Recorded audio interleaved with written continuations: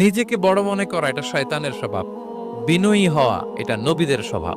আল্লাহ তাআলা ফেরেশতাদেরকে বলেছিলেন তোমরা আদমকে সিজদা দাও, ফাসাজাদাল মালাইকা কুল্লুহুম, সবাই সিজদা দিল ইল্লা ইবলিস, কে ছাড়া? ইবলিস ছাড়া। সে নিজেকে বড় মনে করেছিল। কিভাবে? সে লজিক খাটাইলো আল্লাহর সাথে। সে লজিক দিয়ে আল্লাহর বলে, আল্লাহ ক্বালা আনা খায়রুম মিনহু, আল্লাহ আমি কেন সিজদা দেব? আমি তো আদমের চেয়ে শ্রেষ্ঠ, আমি বড়। আল্লাহ বলতেছে তুমি বড়? কেমনে বড়? শয়তান বলে খালাকতানি মিন নার, আপনি আমারে বানাইছেন আগুন দিয়ে, ওয়া খালাকতাহু মিন তিন, আর আদমকে বানিয়েছেন মাটি দিয়ে। কি দিয়ে? মাটি দিয়ে। আগুনের ধর্ম দাউ দাউ করে উপরের দিকে কি করে? ওঠে, আর মাটি ঢিলা রেখে দিলে নিচে পড়ে যায়। তো সে যুক্তি দিয়ে বলতেছে আল্লাহ ঊর্ধ্বগামী কোন জিনিস তো নিম্নগামী কোন জিনিসের কাছে মাথা নোয়াতে পারে? যুক্তি, মনে রাখবেন, যুক্তি সব জায়গায় খাটে।